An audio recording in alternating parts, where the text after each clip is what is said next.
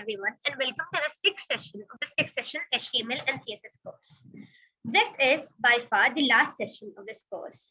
And after this session, you will be able to make a website just like this.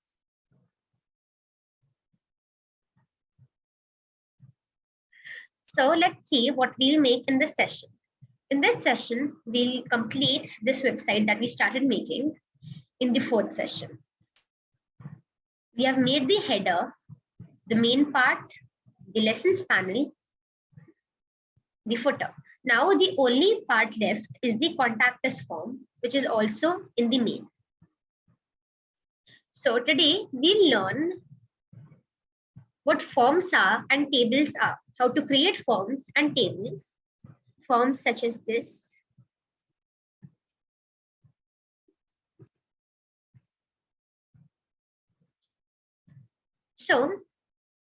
So as to start with this session, we'll recap what we have learned from the first session until now.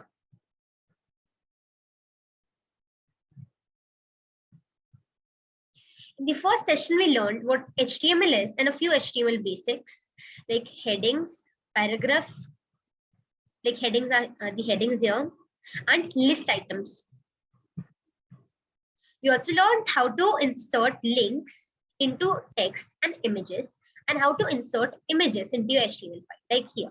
This is an image we have inserted, and inside it, we have input a link to the statistic website.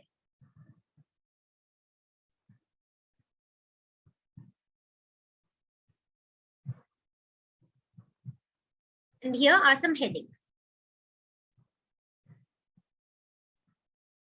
We also learned a few other HTML basics like bulleting in the second class, bulleting, superscript, subscript, or writing above and below the line, and how to highlight or mark your text, make your text bold or italicize it, like here. We also learned how to apply some styling to your text using HTML to begin with, using style attribute in the opening tag of your headings or paragraphs, like here and here. In the third class, we started with CSS. What is CSS and what like the basic codes of CSS, like applying background color, changing the height, width of images, and the font size of text. And from the fourth class onwards, we started making this website from the skills we had learned from class 1 to 3. We made the header and the main part till here in the fourth session. We made the lessons panel and the footer in the last session, which was the fifth session. And in this session, we'll be making this contact form.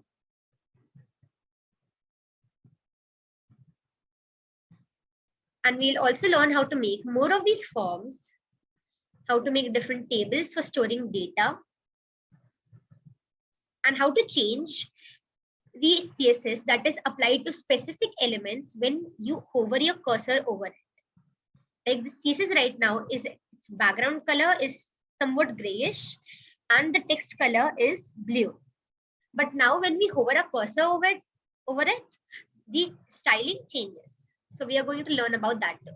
And at the end of this session, we'll also apply a few final touches to this main website. So let's start with this session. Start with adding media to your HTML file.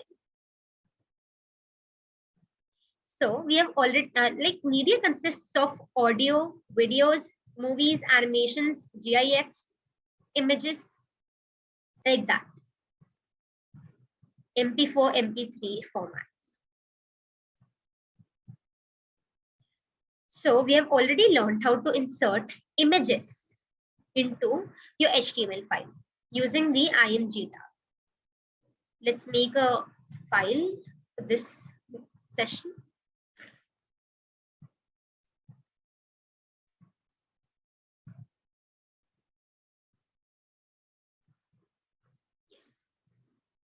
New. new text file. So let's select language, HTML.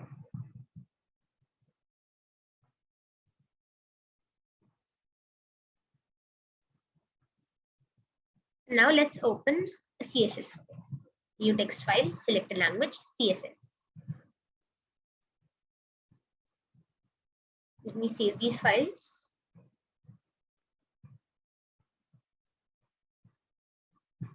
I'm saving them in my desktop and I'll show you from where I'll open them.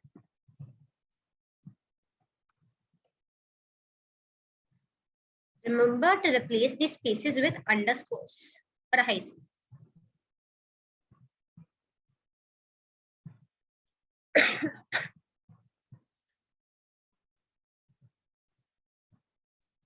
Section 6.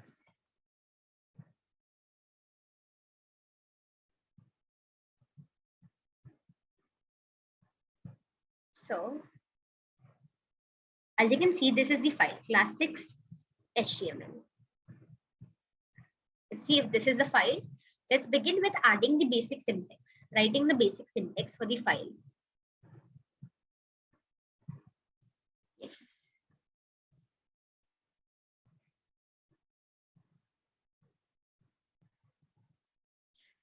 This is the file. I'm opening it from my desktop where I saved it. Yes. I hope the screen is visible now. Let's start with adding the basic HTML syntax here.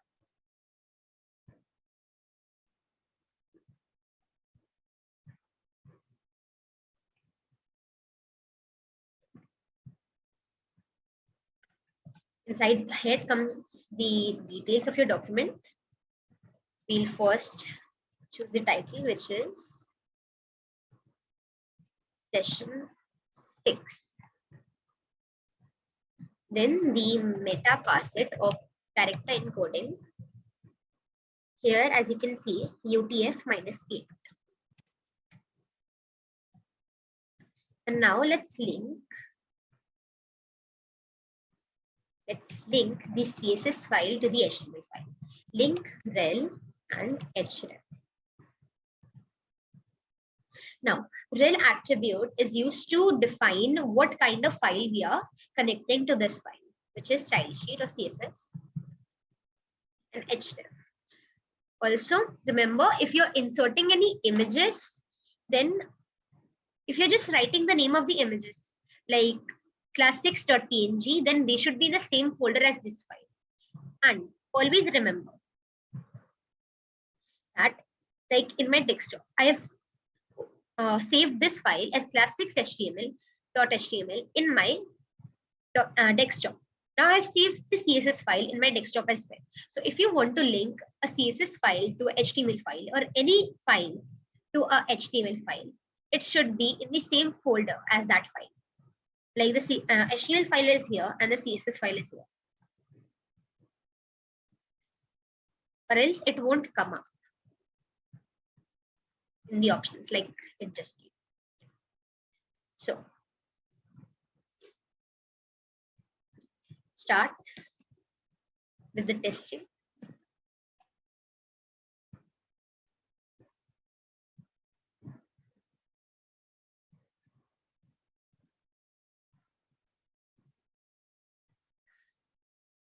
As you can see, it has appeared here.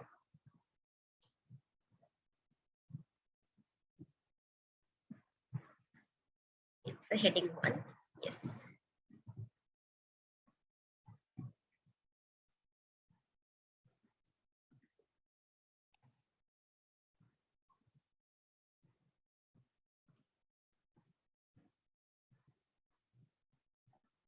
Okay. As you can see, the color of the heading 1 has now changed to brown. So it is thus proof that our HTML and CSS files have been linked and the codes in our HTML file are working.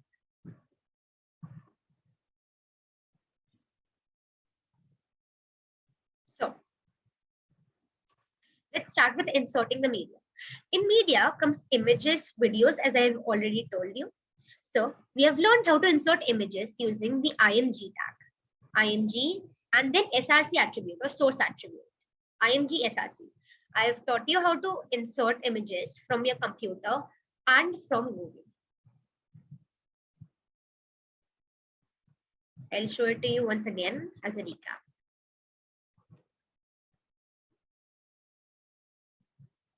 Or you can also do it like this. Whenever there is a website where you find the image, you can do like this. Copy image address. You can copy the image from there as well.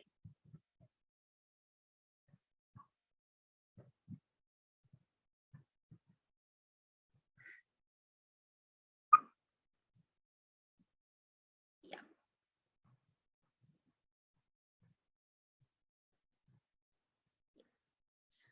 So the image address is from my computer because in the code of this HTML file, I inserted this image from my computer. I'll show you how to insert it using from your computer from here as well.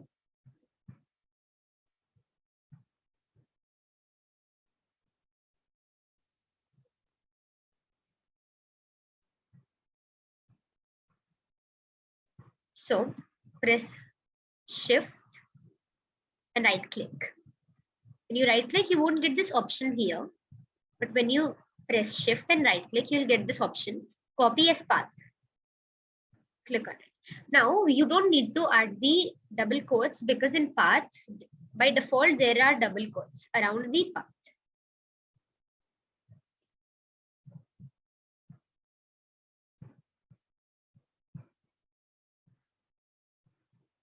As you can see, the image has appeared here from my computer. Now let's insert the image from Google.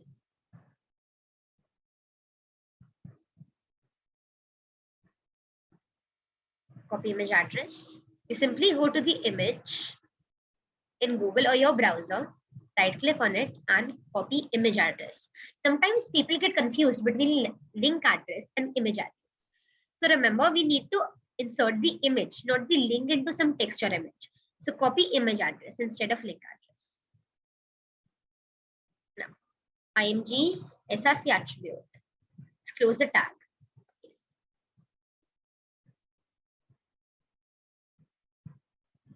The link for the image from Google.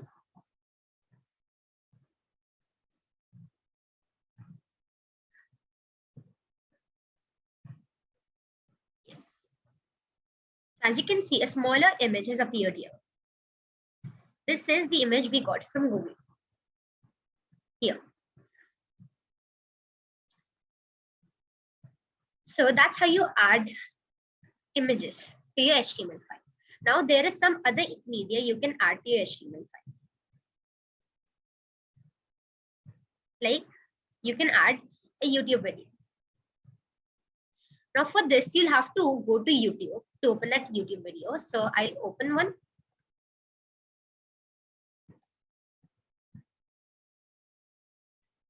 I'll open one of the previous recordings of a class and insert that. Now to do that,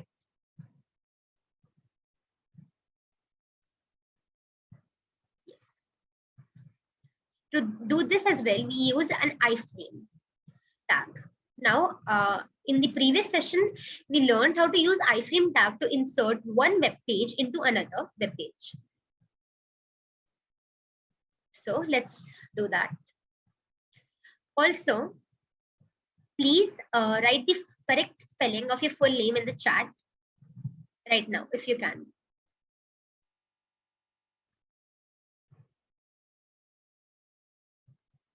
The correct spelling of your full name in the chat. Now, we'll use iframe tag to insert one web page into another. Now, this is such a widely used code to insert YouTube videos into your HTML file that there is actually an option for this. Thank you, Yash. In YouTube itself, I'll show you. So we have opened the YouTube channel. Let's open this video. Now, right click on it. Where the video is appeared, right click on it. and click on copy embed code.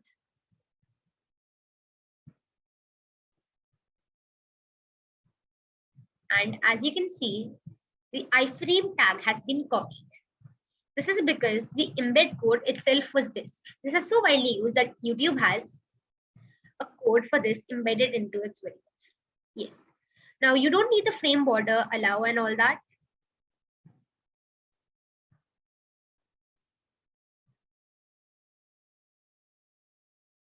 Now the title is to just tell the user what the video is about. What the video is about. Now there is no such use for the title, but yeah, you can use the title. Now SRC is for the code. Now this is the YouTube link, https:// like that. And then there's embed, and this is the ID of the video I just embedded. So you can just remember that you can add the YouTube link here, then /embed/ and you just have to copy the ID. You can copy the ID from here. After V, whatever is there is the ID. This 30070. See, 30070. Now, this width and height has been specified according to the width and height of the video that has been published into YouTube. If you want to insert a video in here, you can publish a video on YouTube and you can insert it here. Then, this is one of the ways. Save.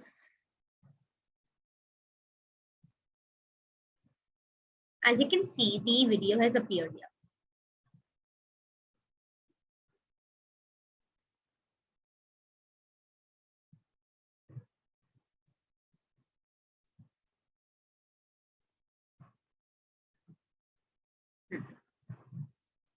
Yes.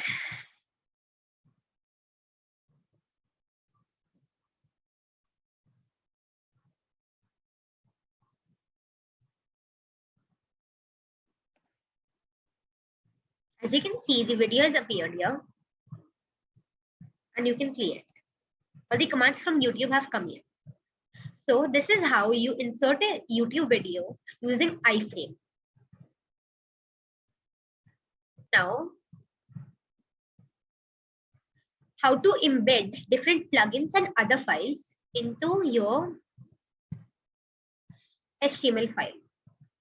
I am removing this code so as to not get you confused.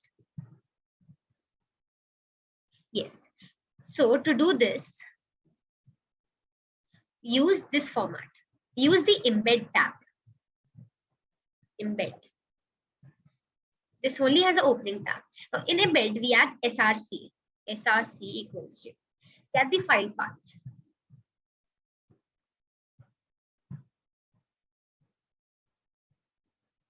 I'll add this MP4 file of the video I uploaded on YouTube.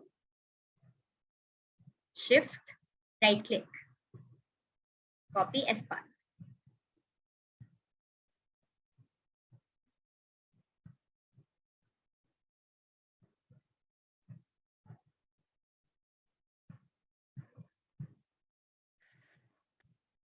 As you can see, the small video has appeared here.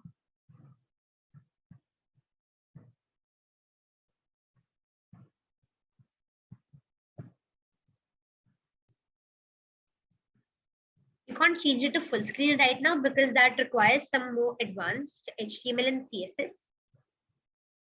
So we'll not focus on that for now. So that's how you embed videos or other files from your computer using embed.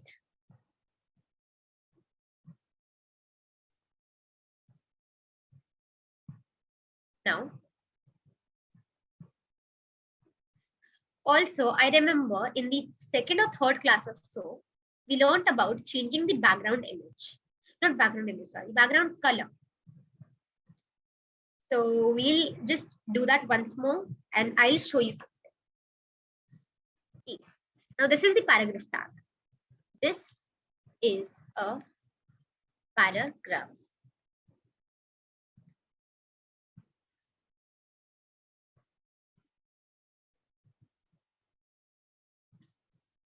I hope everyone has written the correct spelling of the full names in the chat.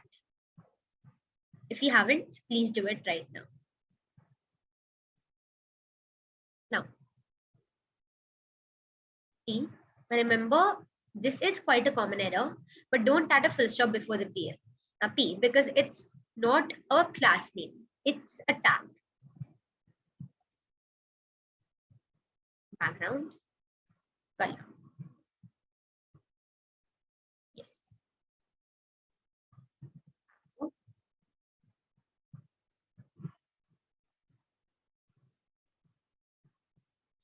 Now, someone asked me, why is this going from here to here when the paragraph is only this big? Why is it going to the full width of the screen? Someone asked me this, I remember. Now, I told you about something called box model and the difference between block level and inline elements. And it is due to that. So today we'll learn about block level elements and inline elements. And we have already learned about box model. The box level element, block level elements. Now there are two types of HTML elements. There are block level and there are HTML inline elements. Now block level elements always start on a new line. Like this is a paragraph.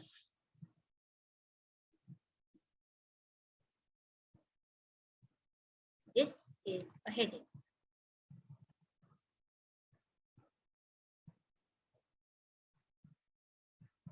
As you can see, this heading is on a new line and it has a bit of space above it.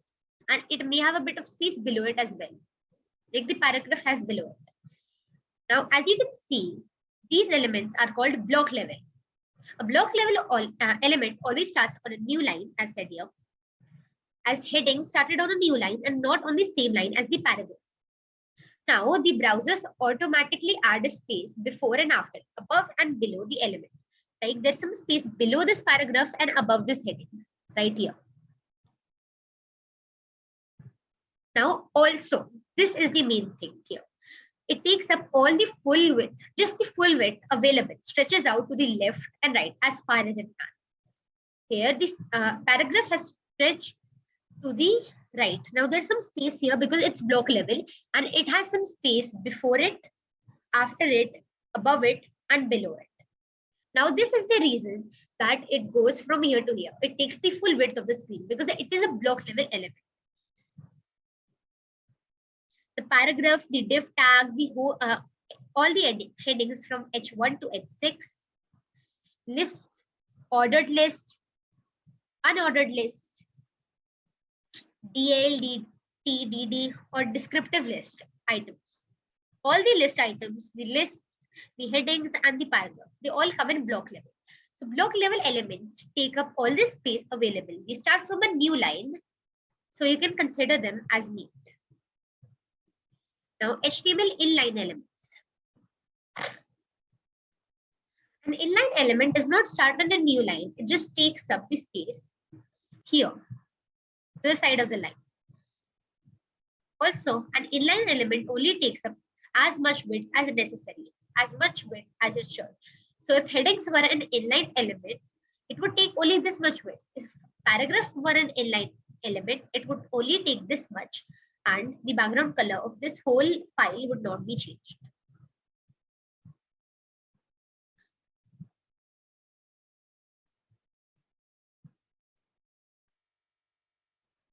Now I've taught you about IMG. We just saw what an IMG is. We have seen I for italics, B for bold, A for links. Now these all are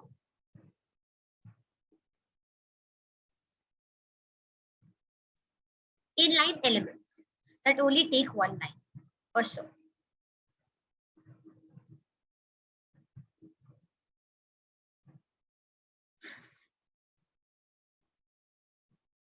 Now, we now know the reason why the color goes from here to here till the whole file. So always remember, the inline elements, just as the name suggests, stay in line, in one line, and only take up as much width as necessary. And the block elements take up all the width that is there, take up all the width and they start from a new line every time, and they have some space on in all its directions, top, bottom, right, and left.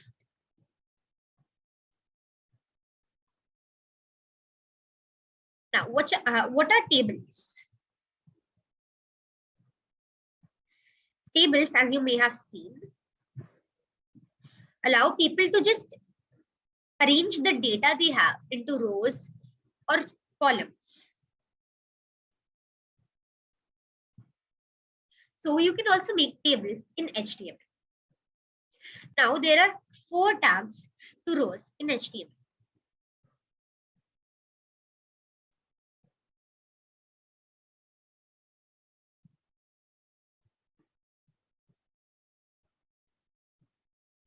Remove the CSS. Now you may remember about descriptive list. Now that also consisted of 3 tags: descriptive description, the descriptive list, and the main tag, the descriptive title. Just like this, the table consists of 4 tags. Table, in which the whole table code comes. Now first, use the tr tag to mention the row, and the th tag is for the heading. Table row tr, table heading th, table data td. So first you need to make a row, right? You need to make a row from here to here. Now the row is horizontal and the column is vertical. So when we make a row, we are not making like person 1 will come above person 2. The person 1 will come here, the person 2 will come here, and person 3 will come here, side by side, and thus they will make categories.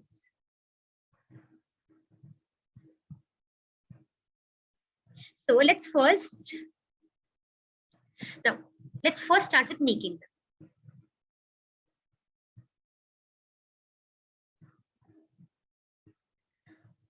First, if you want to make a category or a heading, we'll add th tag. For example, let's add person 1.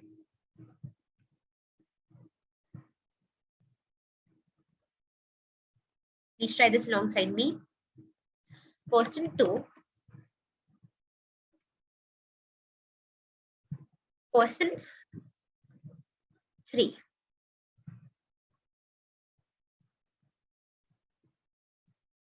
Now, as you can see, we have created one single row using the tr one single time. Now, the th are the headings. That's why they are by default in center and bold. Center in the table only. Now, td is for table data. So now if we write data 1, it will come below person 1. Data 2, it will come below person 2 because it's a row. So it will go like this: 1, 2, 3. The row is horizontal. So let's add another row using tr, td for data, because it is not a category. It comes under the category. Let's add name.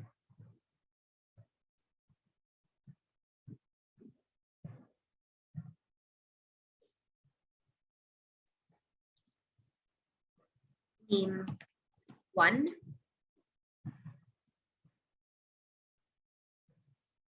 Name 2. Name 3.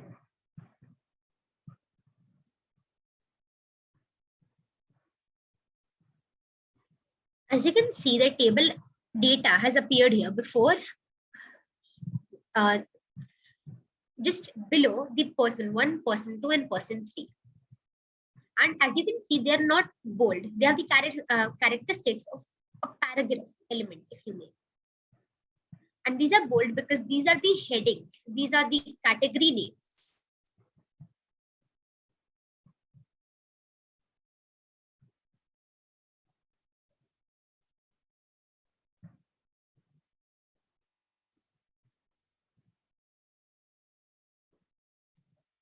Let's try creating a table now.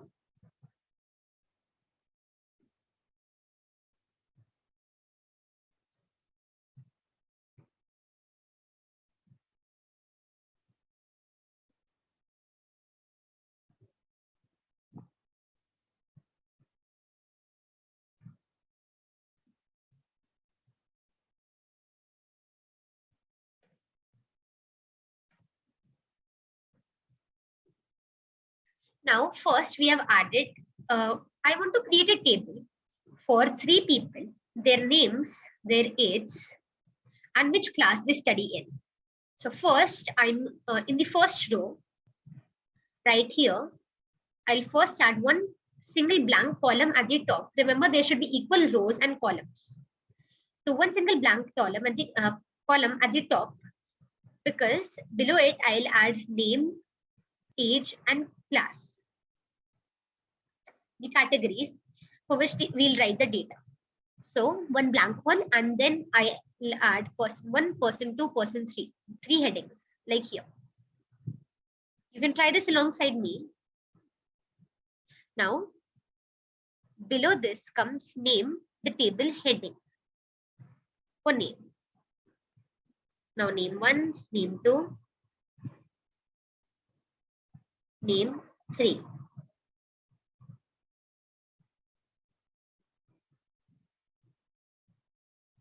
As you can see, now the name of person 1 is name 1, name 2, name 3. Let's create another row in which the first thing that should come is, it will come here. So it should be age.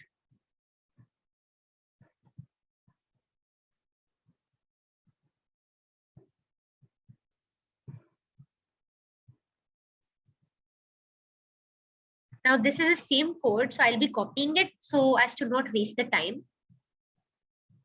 But I recommend not copying your code. Age 1, age 2, and age 3. Now we have made another category here called age. So age 1, age 2, and age 3.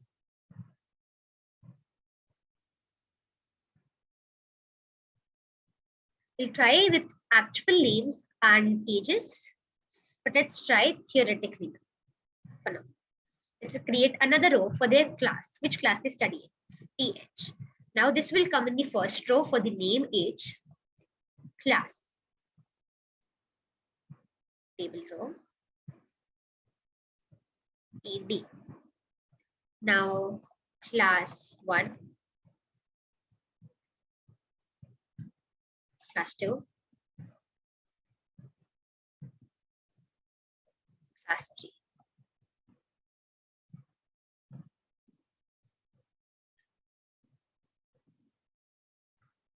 As you can see, we have created this table of 3 people and their name, age, and class. Let's now replace these with a few names.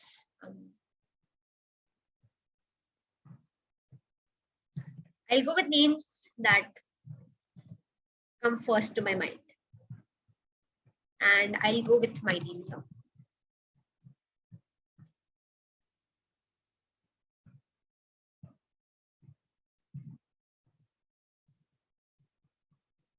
Now these are 3 persons only.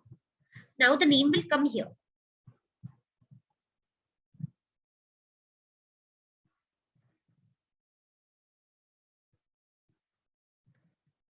Now we'll add the age. We'll make this 10. Let's keep it 2 digits so they'll stay in the same column. 10, 13, and 11. Now class. 5th. We can change the th of 5th to superscript later on after creating this table. 8th. 6th. Save. Now, as you can see, the first person's name is Sam. His age is 10 and he studies in class 5. Like this, you can present your data in a table. Here in this table, I've presented the names, ages, and classes of 3 different persons: Sam, Pam, and myself. So like that, you can create a table. Now you can also apply CSS to tables. Like you can create a border around the elements of the tables using the border property only. First, let's select the tags. As you can see here, there need to be 3 tags. Table, add comma to add CSS to multiple tags. Table, th, and td, because the rows, the data in the rows is th and td only. Th, td. Now, as you can see here, you add just border, 1px, and solid.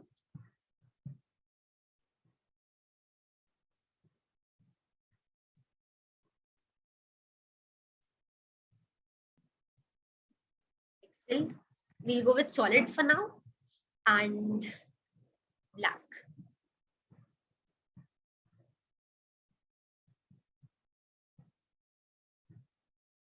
As you can see, borders have appeared here. Now, as you can see, we have not applied double borders. We have applied only one border, but still 2 lines have come here. Now, this is because we have applied border for the heading as well. So one border has appeared for the heading here, person 1 and name, age, class. And we have applied borders for the TD as well, the data. So one border has appeared here. So these 2 lines are parallel. That's why there are 2 lines. Because we have applied, let me maximize a little. We have applied this border property to the whole table. Thus, the outside border, this one. Now, these are the headings. Now, we have applied the border to the headings as well. So, there's this box for the headings, the rectangle. Now, we have applied for the data as well, for Sam, Pam, and Sunaina. So, there are squares around that as well. So, not squares, rectangles. Now, because of these borders, 2 borders are parallel to each other because there are 2 borders in like one single line, more than 2 borders. Now, if you want a table that can span to the entire screen, we can also use full width property, in which we can do it like this. We can change the width to 100% of the table.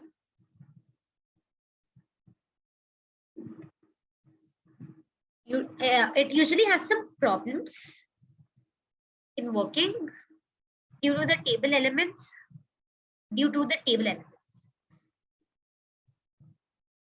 Now, as we minimize the screen, it's fitting to the span across the full width of the screen. As you can see, covering the full width. Let's go to my default screen size 100. Now, all the rows and columns have full space. They have spanned the width to both sides. So this is the full width.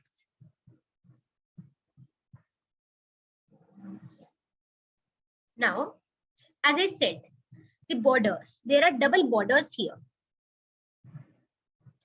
There are double borders here because we have added border for table, the headings, and the data.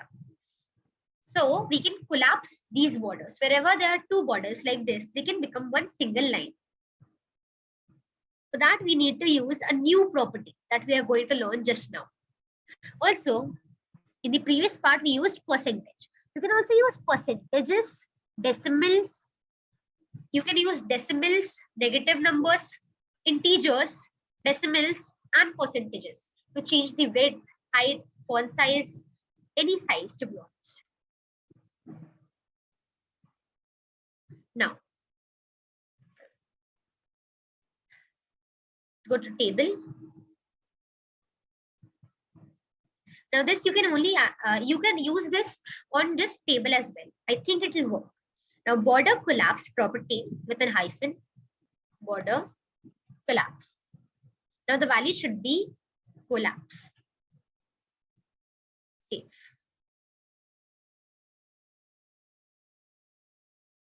As you can see, the double borders, wherever there were two lines, they have collapsed to one single line like this.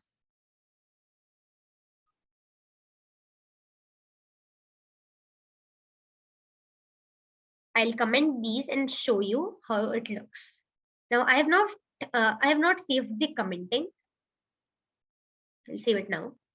This is before, when the border had collapsed, and this is with the borders, the double borders. Any doubts till now?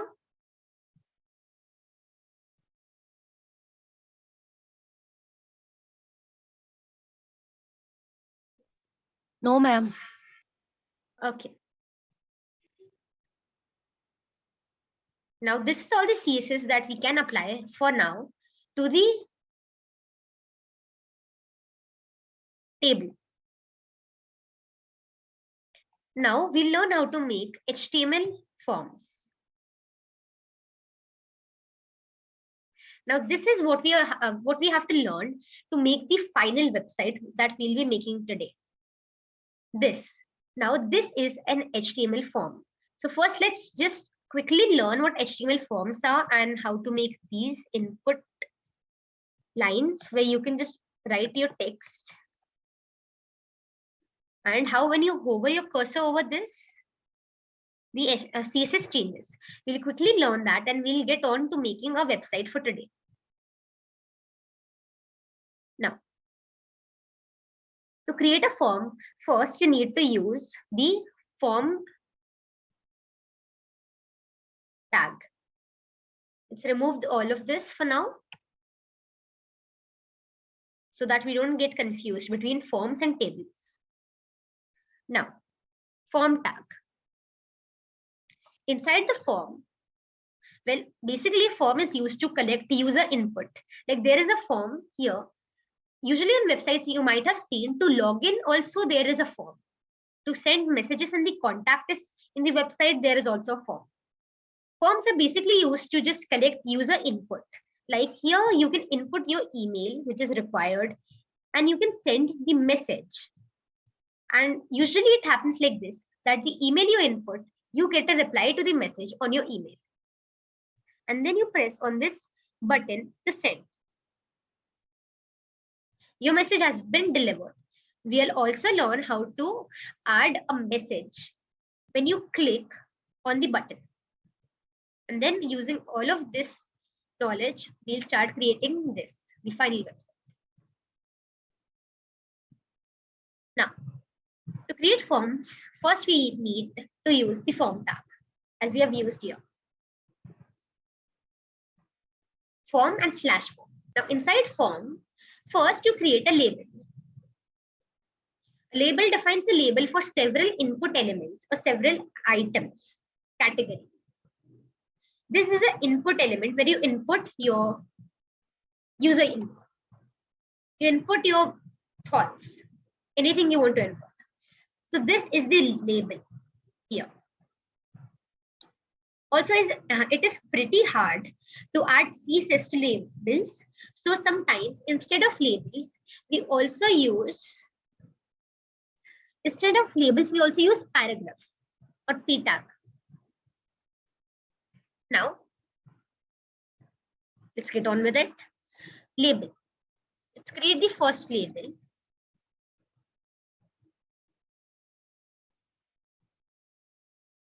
Let's create a label. Name. Now, the label name has been created.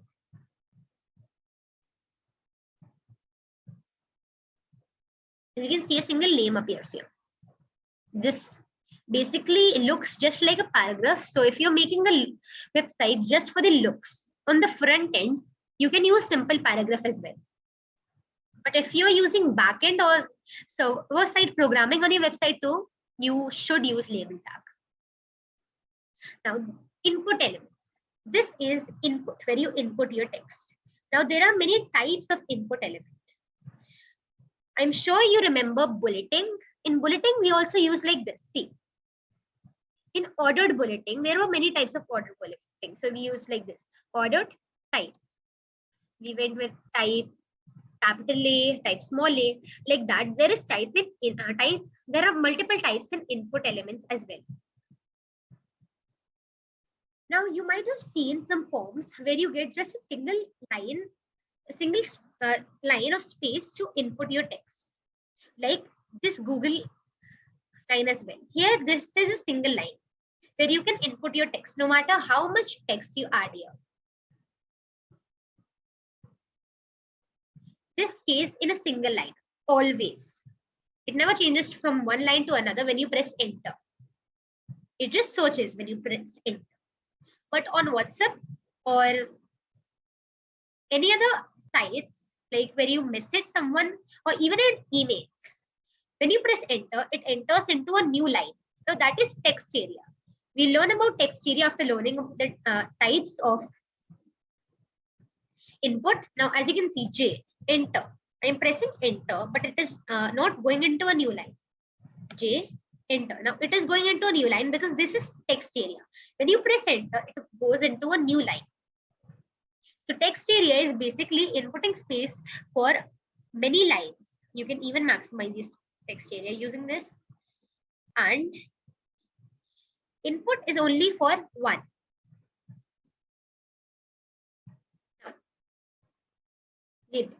Input type text. Now you might have seen in forms like this where you can input text. I'll write my email. Now this is text. I'm writing simple text here. So you can see the text. So this is input type text. We'll add it here. Input. Also, input requires only one opening tag. Input type equals to text. Now, type is an attribute. So always remember to put its value in double quotes. As you can see, this line for inputting has appeared here. Now, hello. Now the text has appeared here. You can see the text that you have written. So this is input. Now when I press enter, it simply reloads. That is because it is input. And it cannot go into another line. Now input type password. Now whenever you change the input type to password, like you may have seen on many websites that there is a single file to write your password. Like when you are logging into something, like your social accounts, your social media accounts, or anything where you have an account, you get one line for your username or email where you type the email. There's also type email of input, which we'll be learning in a few minutes. And then in the next input line, you write your password, but you cannot see your password. In most websites, you cannot see your password. In most, in the other majority, there is a button here, usually an I button, on which you, if you click, you can see your password, and on which if you click again, you can't. Now that is some advanced HTML. We'll go with just not being able to see your password for now. So input type password. Whenever you write something in this input, you cannot see anything you have written. Input type text. Let's write another input. Input type password.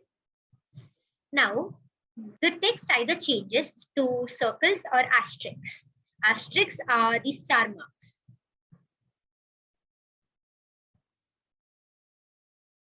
I'm writing hello here. And now here I'm writing hello. But you cannot see anything here because this is a password type input. Let's lower the screen size a bit. Now you can see them side by side. As you can see, this is the difference. Now input type radio. This is a bit complicated. Now input type radio. You might have seen in Google Forms where there are multiple options and there are small circles before them or after them. And you can choose only one or a few. Now this is input type radio.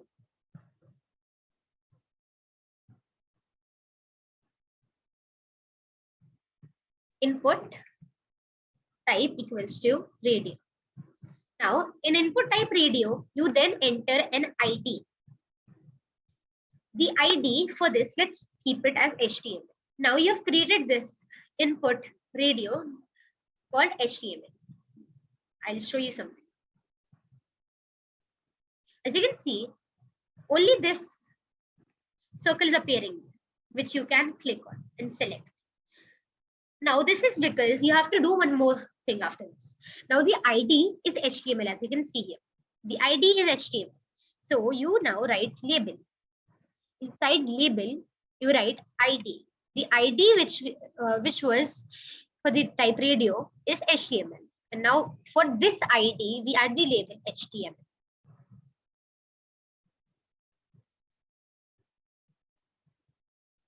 Now, first, in the input type radio, you insert an ID for that radio only, that input type radio statement only. Now for ID, now in label, if you've added two input type radios before it, one ID HTML and one ID CSS. Now, if you only write label HTML, how will the computer understand that it is a type radio input and which one is it? The HTML and the CSS. So you write HTML there to specify it's HTML, and then input type radio ID CSS. Then label ID, the ID is CSS. Now save. As you can see, two options have appeared here. Now this is going to take some more HTML back end code to just change it to choosing only one option for the radio. But there is also checkbox. As you may know, the radio for radio type input for you, in that you can choose only one. Now it's going to take a little backend code to change that, so we are not going to get into backend. We'll go with checkbox now. What input type checkbox is for you may have seen that checkbox is actually you get small squares here, small boxes here, and in which you get many options and you can choose multiple options. Like you get an option for some personality tests, maybe for your hobbies or something, or for other tests. You get options for your hobbies or your age. Now for your age, you will use this one. But for your hobbies, you may have multiple and multiple hobbies and you may have multiple options. For that, some websites use checkbox. And you may have seen checkbox in even Google Forms. So label, not label, input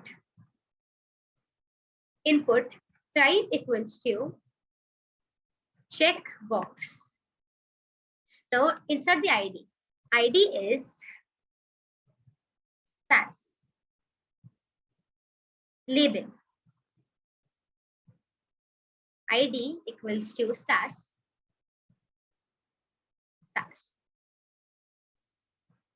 Now we have written the label for this. Are there any doubts till now? If there are, you may tell me in the chat, because this is really important.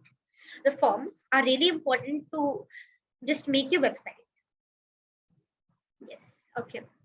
So let's make two checkboxes to show you what the difference is. Input ID. Try this alongside me, please. Let's go with JavaScript or just JS. Now, label. The ID for which we'll be labeling is JS. So JS and JavaScript.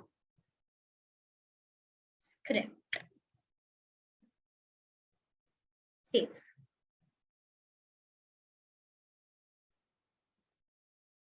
Oh, I got to write type checkbox here. So by default, the type is type text. It is type text by default. The type of input. So you have to change the type to password or radio or checkbox to do all this.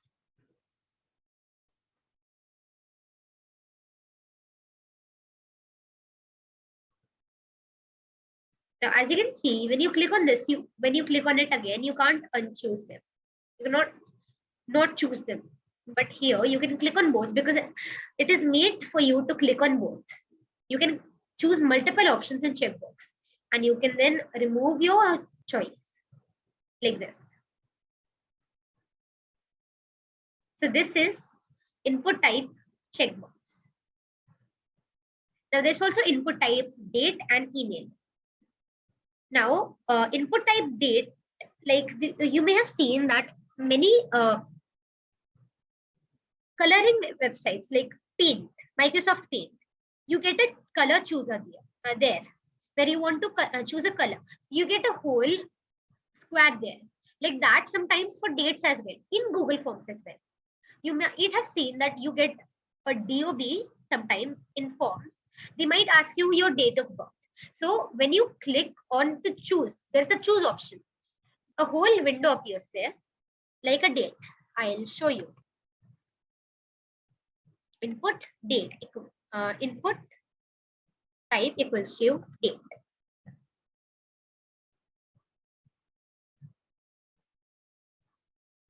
Now see, this type of a thing may come. This, where you can choose the date. I'll choose today's date.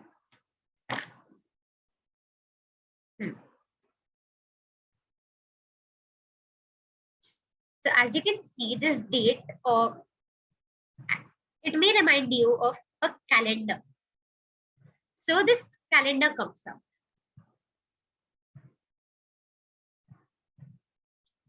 Where you can choose the date. You can choose today, or you can clear the date.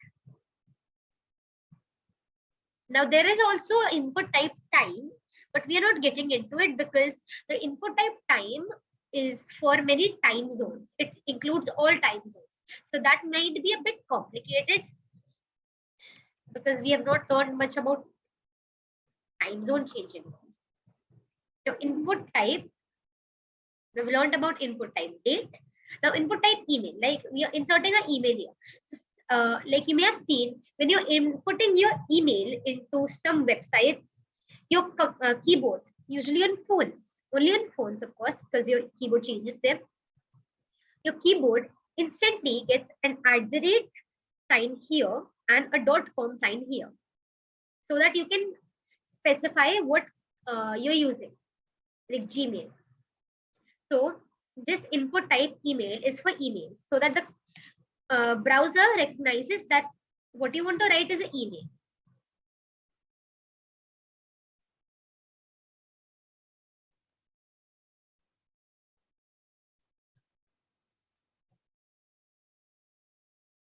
Now you might not see much changes on the computer because it usually happens on the phone. Because in computer, you have one, on computers or laptops, you have one keyboard, definite keyboard in hardware.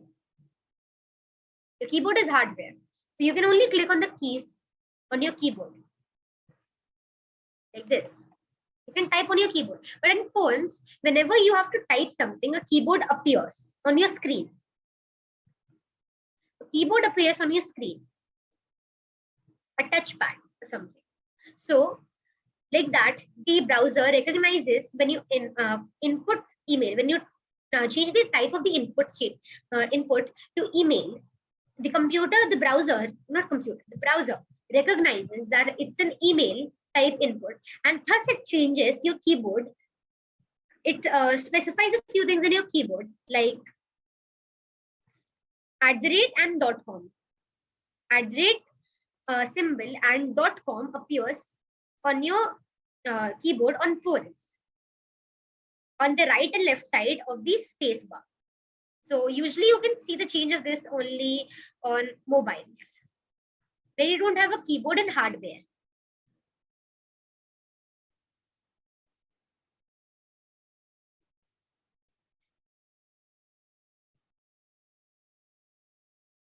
Now, as you can see, there's the symbol here for keyboard. Now, when I'm typing in this,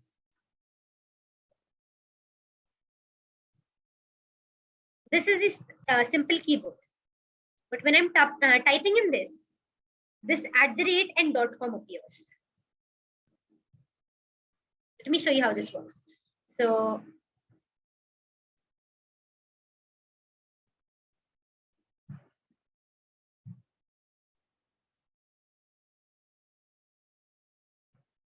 we go here,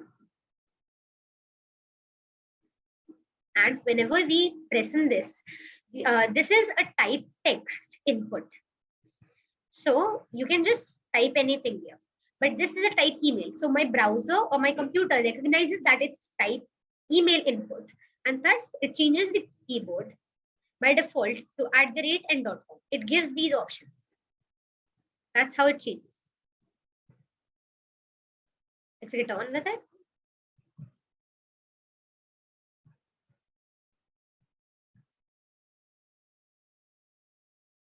Input buttons.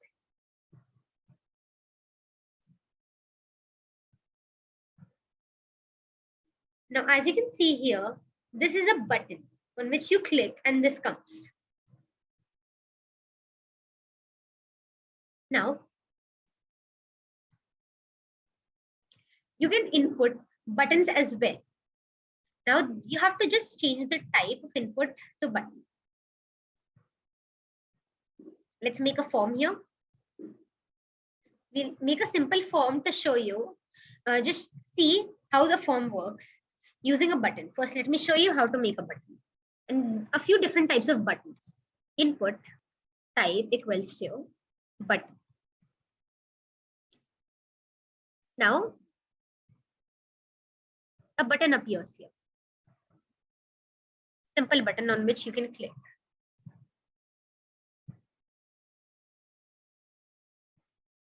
Is my screen visible?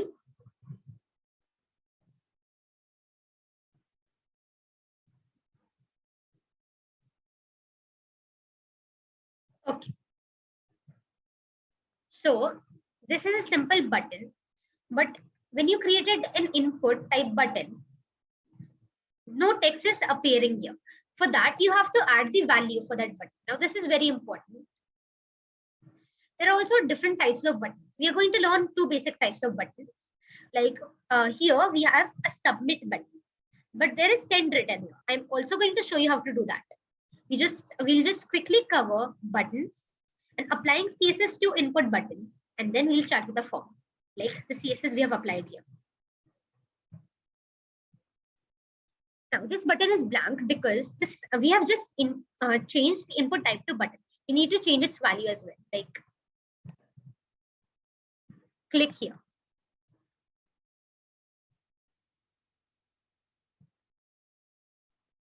Now when you change the value, this text appears here. So this is a normal input button. Now input type. Now there's input type submit button as well. Like this button we have right here in this website is a submit button.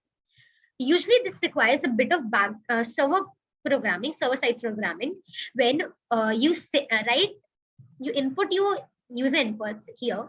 When you click on this, the all your user inputs just are sent to another file to the form owner. To do that, we add an action attribute in the form tag here, but we won't be focusing much on that now. We'll just learn simple buttons, but let's just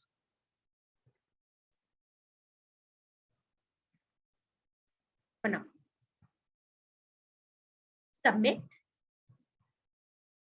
the value, save.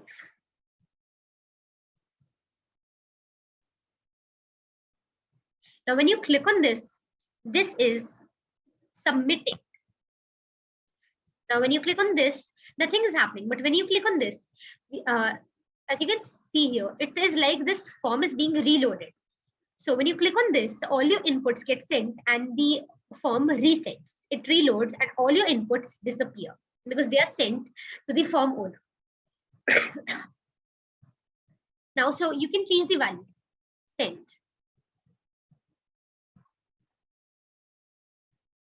To whatever you want. Now there is type reset. Where we are going to make a form real quick and reset it. Form, label, name, input, type, text. Close it. Then label, password. Then input, type, password. Yes. Save.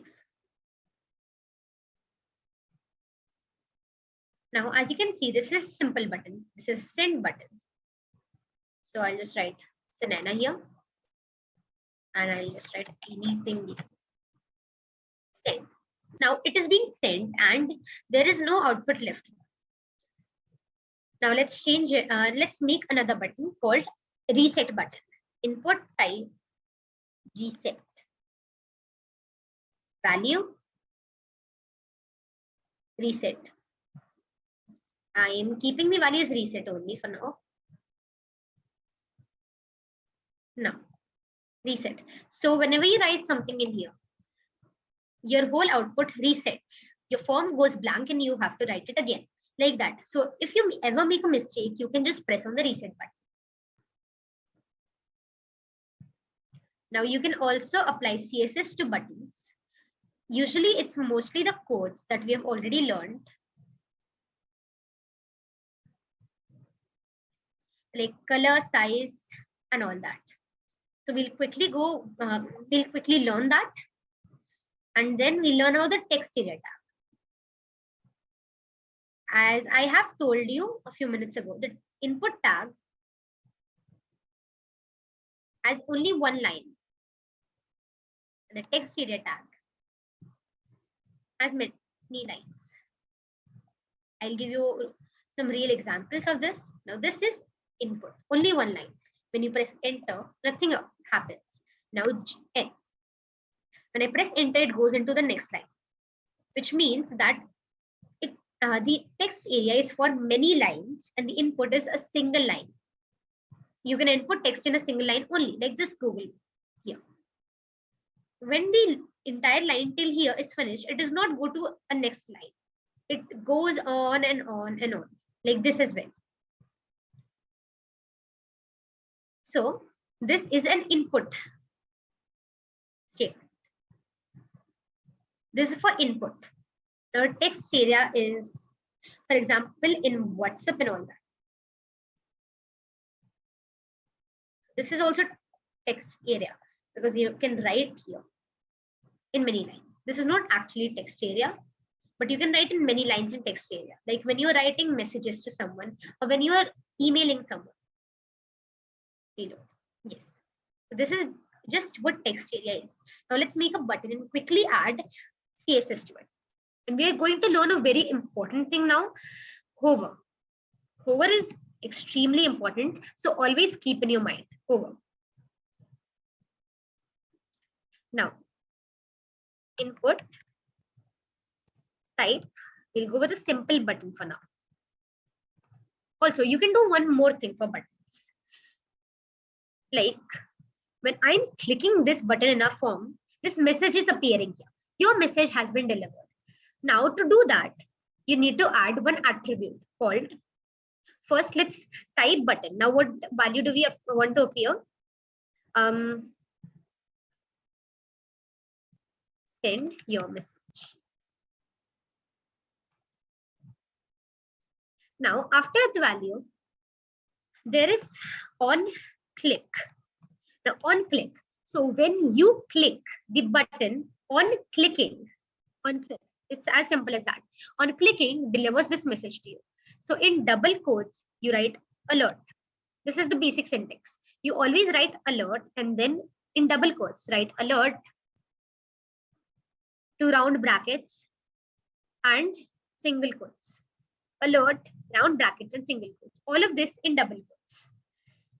Your message has been delivered.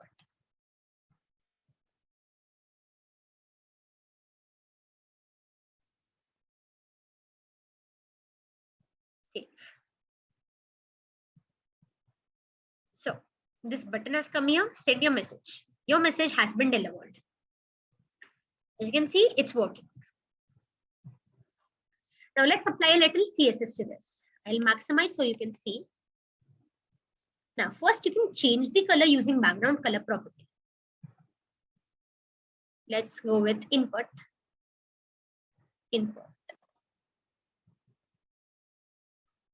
Now you can change the color using background color property. Like you can change it to black.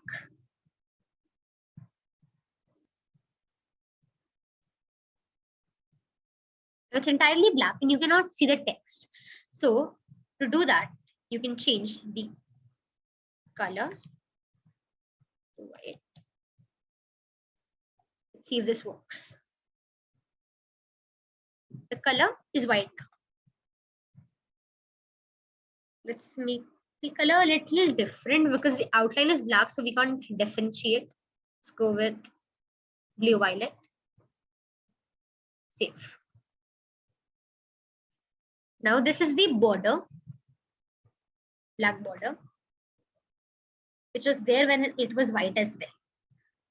Now space inside, you can create space inside, of course, using padding property, because padding property is used to create space within the elements box. Now first let's change the size. The size, font size, 50 pixels.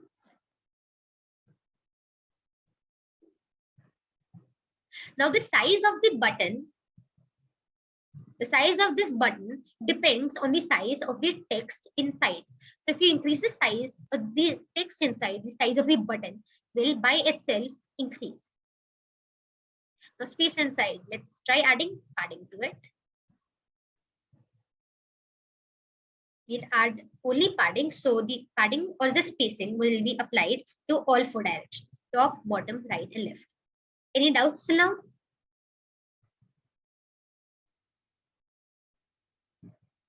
If there are, you may tell me in the chat. Let's save the padding. Reload. Now, as you can see, the padding has been applied to top, bottom, left, and right. Now you can round buttons. Now this is a new thing we are learning, so pay attention. Now using the border radius property. Border radius property. You can round your buttons. You make your buttons round. Now radius, as you may know, is a line segment from the center of the circle to any line to any point on the circumference of the circle.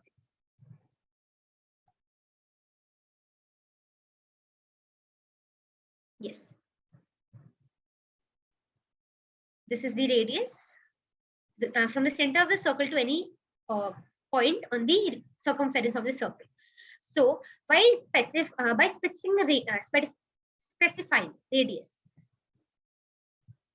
you specify how much round you want your buttons to be. Like we specify it as, we can do it in percentages as well. 20%. Let's see as save. Now, as you can see, they have rounded to 25%. Not 25, 20. Let's go with 50% to show you the difference. Save. Now, these are like this. Now, these are oval because it's the circle. To make it a perfect circle, it needs to be a square. Your button needs to be a square to begin with. Because if it's a rectangle, it will be longer and thus it cannot make perfect circle. So you need to keep your buttons font size small.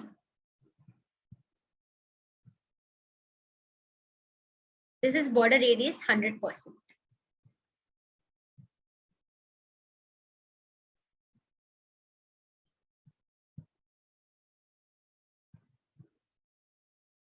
Now, you can also change the border using border property.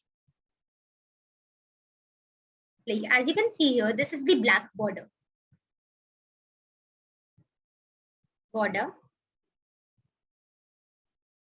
Go with 3 pixels, solid and white. Might not work because we have changed the shape, but see, it's working. You might not see because it's white. Let's change it to color that's visible.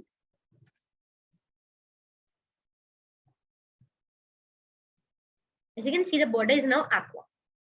So if you think that the black border is not looking beautiful, you can just change it to white. It will not be visible, but there will be a border.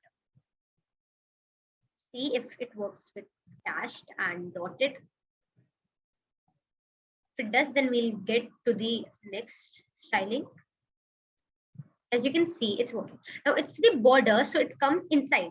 So as you can see, the purple is coming there, the blue violet is coming there because it's the border. The border is dashed and it's inside. It comes around it. It does not come outside. Now that's it. Go with solid and let's get ahead with it. Reload. Now you first let's focus on width and then let's go with hover. Width. So as I said, the size of the button depends on its content. So if the width is the size is really big, then the button will be big. So let's try with width.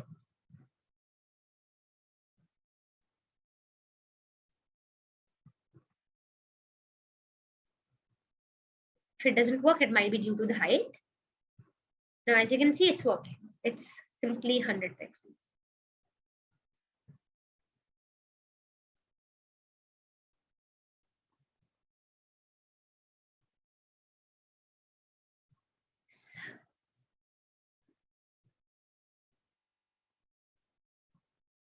Now,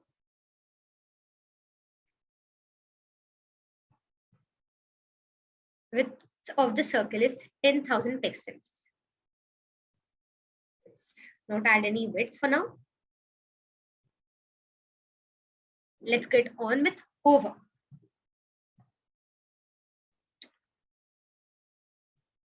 Now, hover. Hover is when you hover your cursor over this.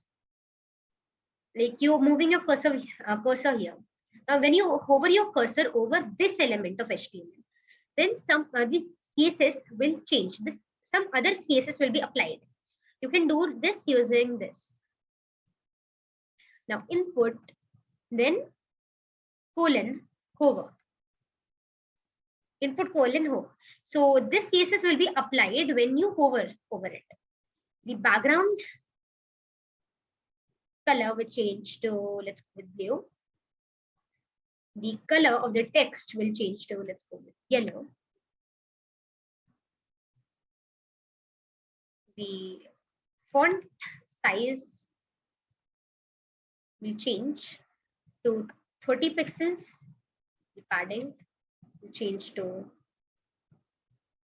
10 pixels. Let's not go overboard. Save this. Reload. Now it's this now, but when we hover over it, see, it's become smaller because the text size is smaller and the background color is different and the text color is different. So this is a very important concept. So has everybody understood? If you have a doubt, I can explain it again. If you don't, then inform me about that as well, because to make the form we'll be making now, you have to know about this.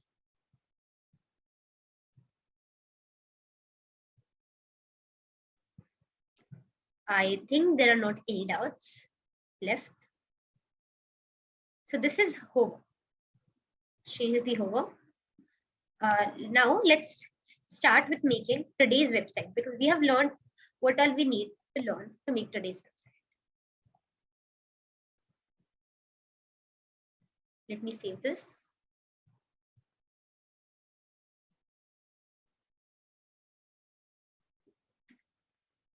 Now we make today's website. We learned about text area tag. Now hover, you don't have to just use it on buttons or something. You can use it on images, links, text, on all of this as well. Whenever you hover on any HTML element. Now this is the website that we'll be making today. From the skills we learned today. This. And yeah. So let's copy the code from the previous website.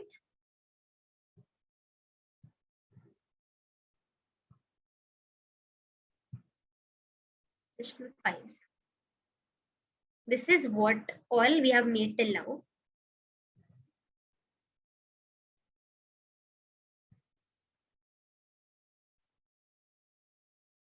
So header till the div tags. Let's copy it. Now this is what all we have made till now. The website we have made till now.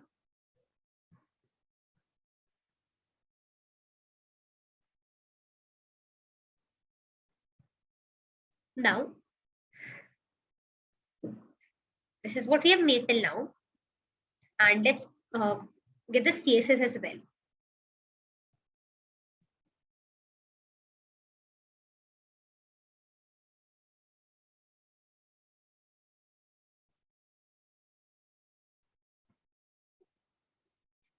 So this is the CSS.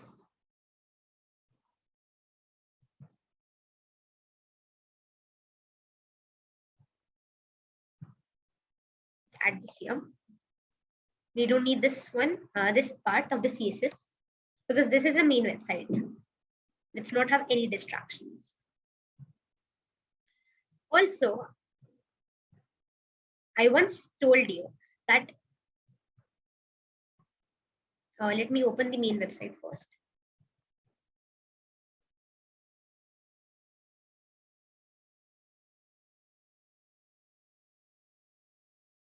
Yes.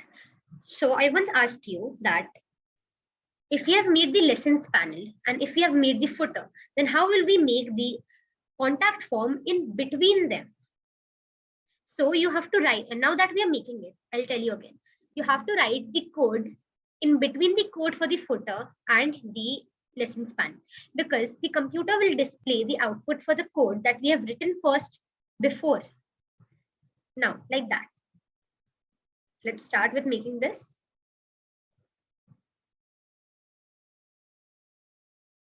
This is the code for the full footer and the code, and this is the main. Now, the lessons panel, not the contact form comes after the lessons panel. It comes inside the main. So we will write the code for the contact form in the main only. So this is the div tag for the lessons item. This is the div tag, the line here for the lessons, and this is the div tag for the main. So we'll go below this inside the main. Now, we open this image in a new tab. Yes. So this full thing is the contact form. So we'll divide a class called contact form inside the main. Div class, do this alongside me. Contact form. Now inside contact form, there are three things: section title, the entire form, and contact submit. So if I add three more classes, div class equals to section title. Remember to add a hyphen or an underscore. Now div class, don't name this form, name this contact form only, so that when we are applying the CSS gets applied to both of these. Contact form. Now these two have the same class. Div class equals to, now there's contact submit, the button.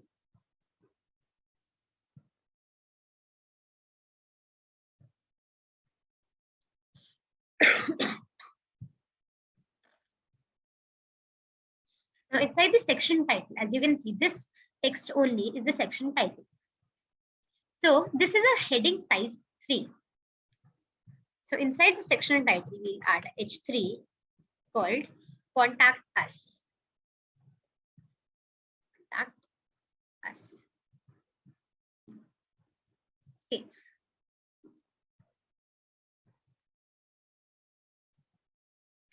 Now, as you can see,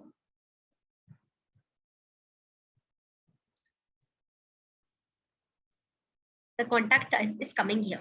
I'll replace the images with the actual images.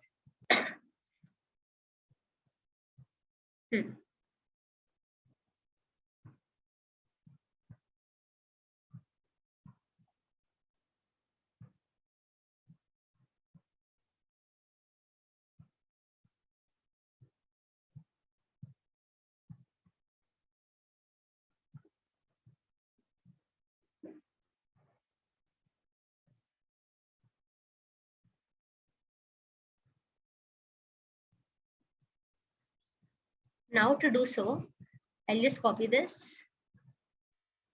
I'll copy on the link, all the links.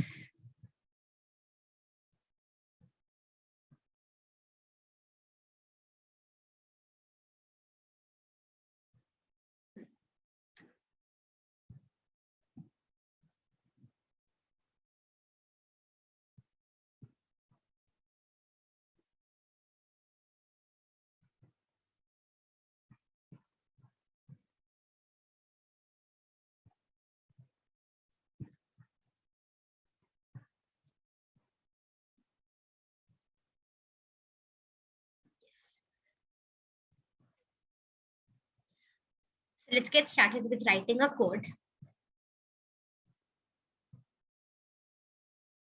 Yes.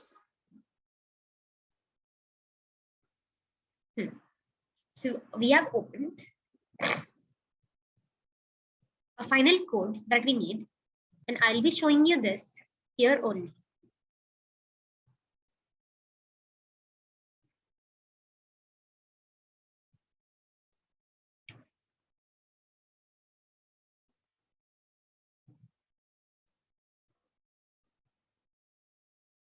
Now, first of all, as you can see here, there's the contact form.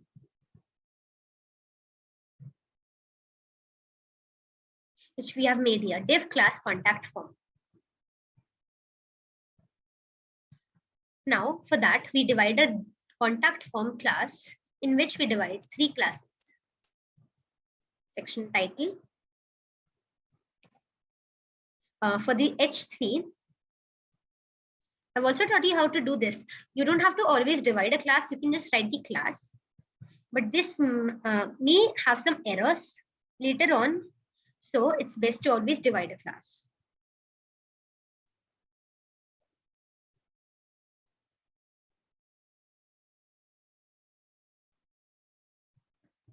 You can try this alongside me.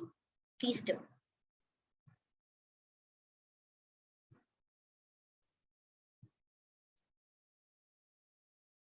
Now the input should come below the paragraph, as you can see here.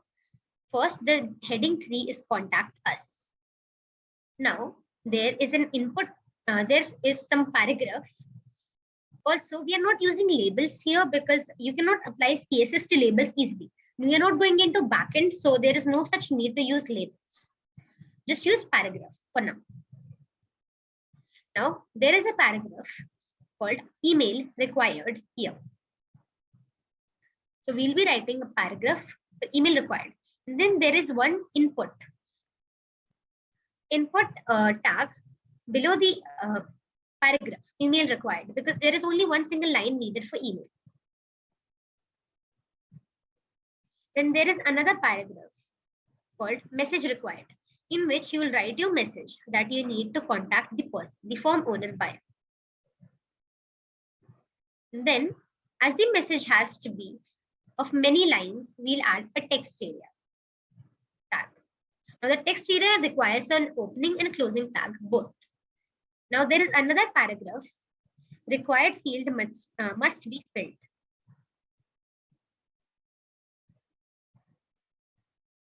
Also make sure that they all are indented. Now we have divided this as this comes in the contact form. This is all that comes in the contact form. Now, after making the contact form, which is here, the section title we have written, the heading size 3, the contact form, the first paragraph, the input, second paragraph, text area. Now we'll divide one more class called contact submit, which is for this button right here.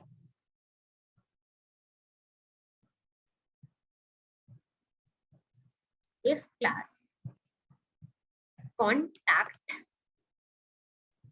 submit. Now inside this div, we add this input. Now type submit is used when you want to submit your input to the form owner, which in this case is the person who is writing the form. So if you give, if you publish this website and give it to someone to open, someone opens it and input something into it, then you will get the value. That requires backend form, but still, you'll go with input type submit, which makes a submit button come up. And now the value we want, we don't want submit to appear there. We want send to appear there. So send. Now, when you click on the button, you want on click this to appear. Your message has been delivered. So first on click. Now, as it's an attribute, the value has to come in double quotes. Now, inside double quotes comes alert. Alert or alert the person about the message. Alert in brackets and single quotes. Your message has been delivered. Save.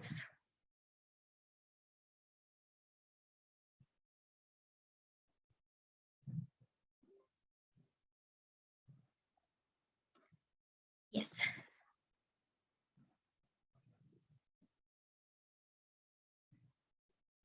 So as you can see, when you click on this, this appears. Your message has been delivered. So on click. Now let's change the CSS of this.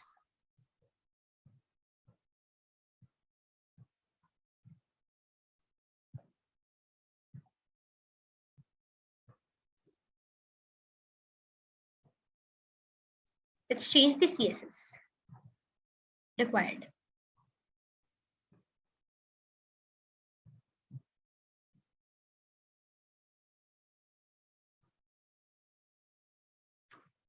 Let's first link the correct file.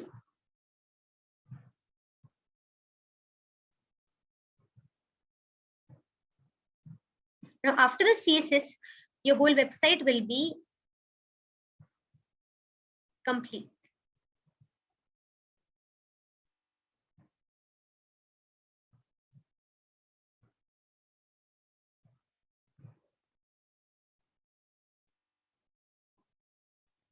So let's add the CSS now. I've opened the CSS file.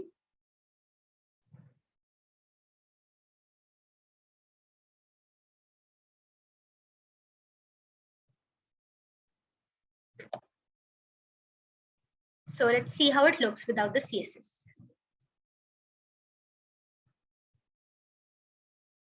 This is how it looks without the CSS.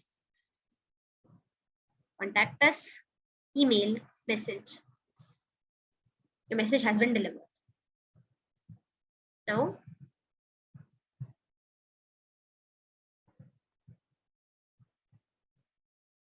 let's change it.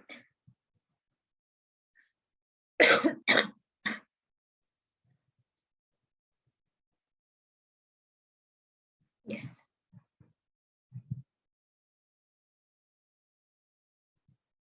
First, we want to change the CSS of this contact form. So, dot contact form. First, we want to align it in the center like this. So, text align center.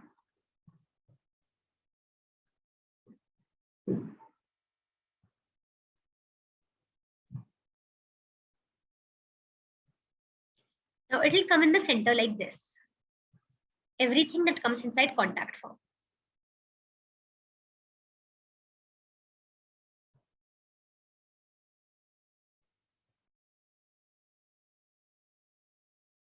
Now, let's quickly add all the CSS required.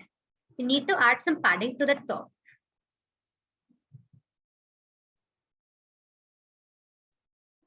We'll add 50 pixels.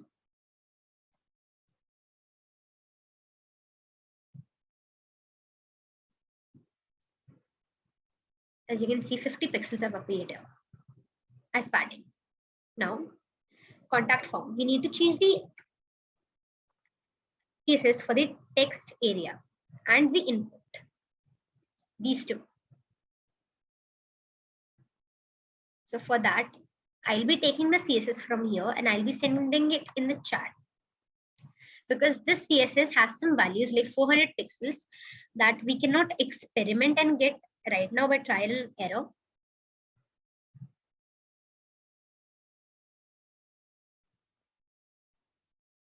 I've sent it in the chat. Now, so the width of the input and text area will change to 400 pixels. You'll get some spacing of 10 pixels on the top and bottom, 30 pixels. And the font size will change as well.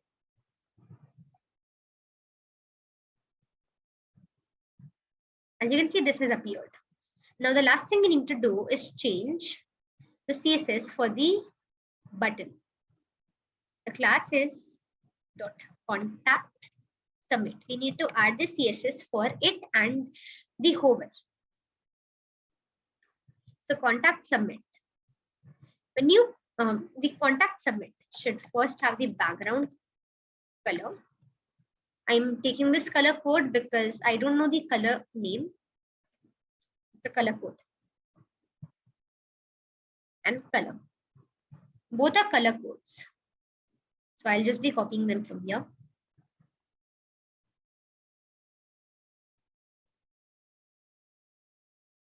I've sent in the chat the color codes. I'll show you for which color. Save.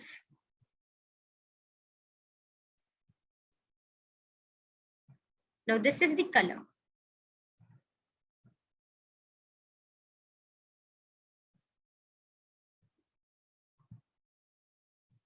Now dot contact submit hover.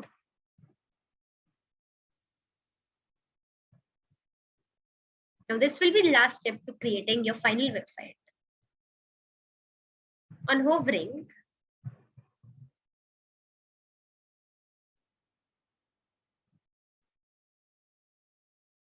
we need this color as the background color and this color as the color of the text.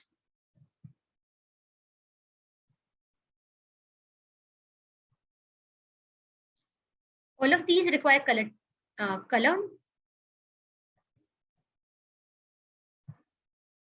All of these require color codes. So I'm sending all the color codes in the chat. Let's save this quickly.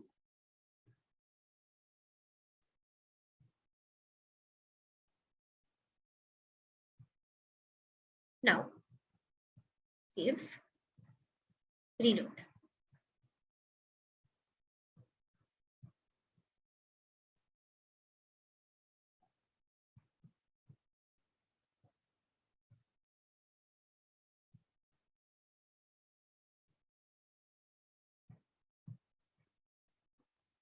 Remove the width.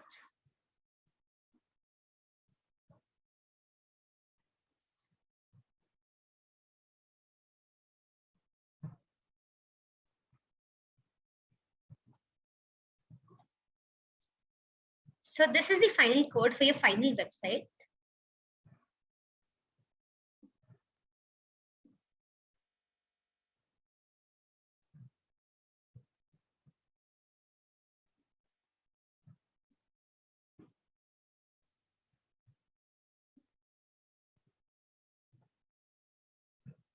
As you can see, we made this today to finish the website that we had started making in the 4th session.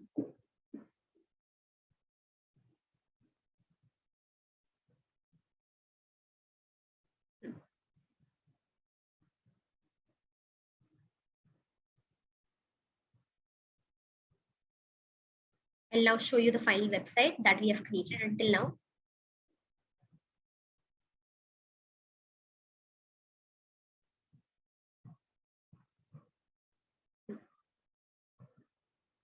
So this is the final website that we have created.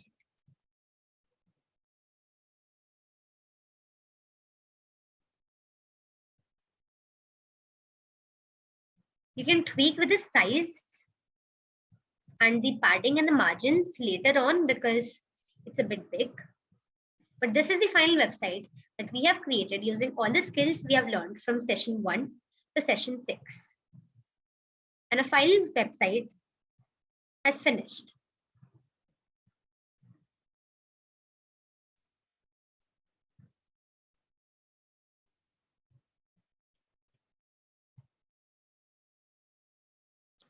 Also, you can submit your websites to us if you have made any, and they will be hosted on the Acadstick official website for 6 whole months. And you will get the link and you can share them to other people as well.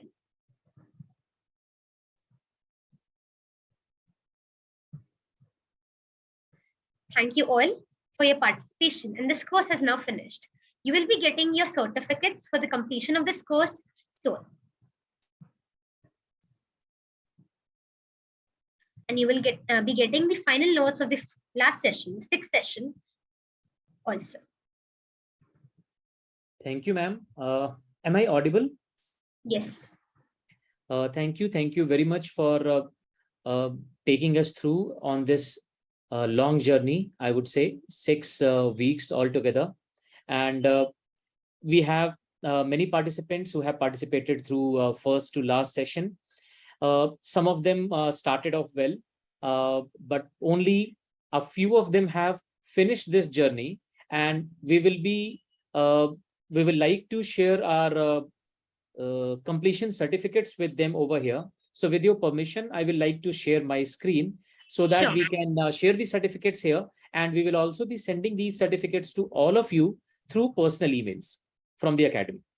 You can share your screen. Thank you. You have to enable the participant screen sharing. Yeah, now you can share.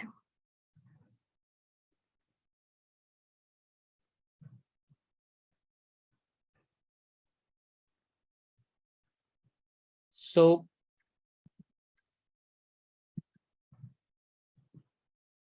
the first certificate which I will like to share is for Niranjan Anil Nair. Congratulations, Niranjan. Congratulations for your completion of this course. The second certificate is for Richa Bora. Congratulations, Richa.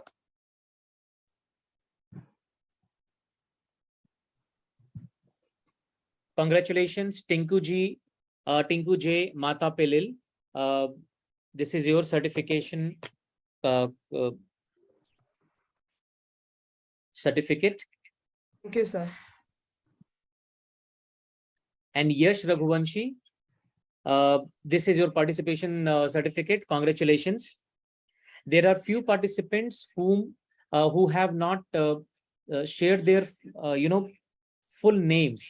So we have not been able to create their certificates by now and share them. So I request all of you who have not shared their full names, kindly share your full names to us over direct message on the WhatsApp, and we will be sharing your participation certificates over emails, and including all of you who have I've shared right now. Over to you, ma'am. Thank you. Yes. That was all, and we completed making a final website. I hope you're all excited to continue on your journeys and into making new websites using the skills you have learned in these 6 sessions. One more thing I would like to share, that during this course, we have announced that all of you who make your websites by the learnings you have done in this course, we will be sharing your websites or hosting your websites on our web page. It's not easy to create an entire ecosystem to host your web page. We understand that, but at least if you make that web page in the HTML and CSS and give us the codes, we will host that on the Academy's web page and share the link with you, which you can share with the entire world. You can share with your friends, relatives, and they can, anywhere from the world, they can see your website and your hard work will be noticed and appreciated.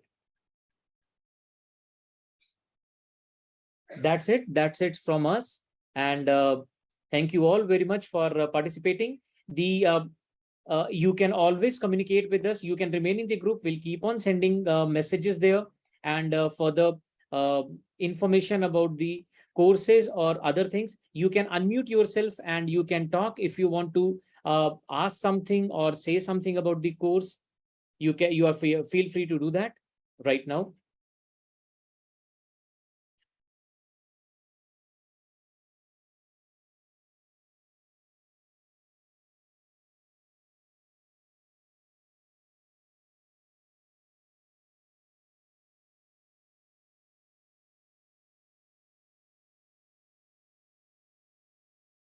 So many of you have sent your regards in the chat. So thank you all. We will like to end this session right now, and your certificates will be sent to you on email. Yeah, Richa, please. I have a question. This is Richa Bora's daughter. So Yes, ma'am. Victoria, and I also want the certificate of completion. So where should I put my name? So share your full name on the WhatsApp message which I have sent, or any of the admins of the WhatsApp group. Okay. I will also share the number of the admins here in the chat. You can write it down.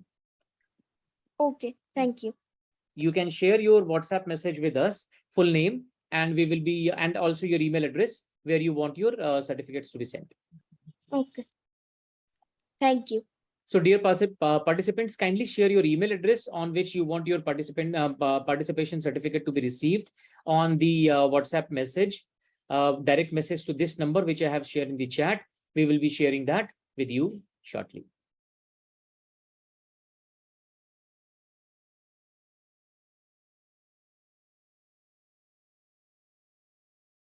Over to you, ma'am, for the final message, and we can close the session after that.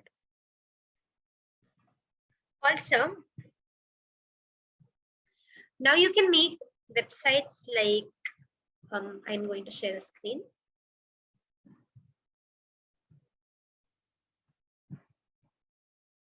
A long time back, these codes might have seemed long, but now you can understand everything that is there in this HTML file and CSS file.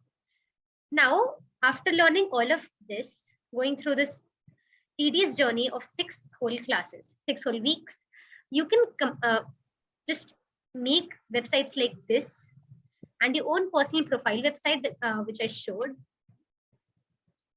I'm going to show it again. Like this, from all the skills you have learned.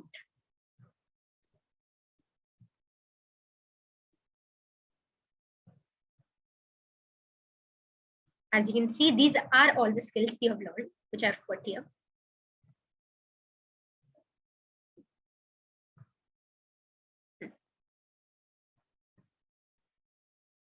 Thank you everyone for your participation. Good luck to you on your journey into the world of coding further. That is all I have to say.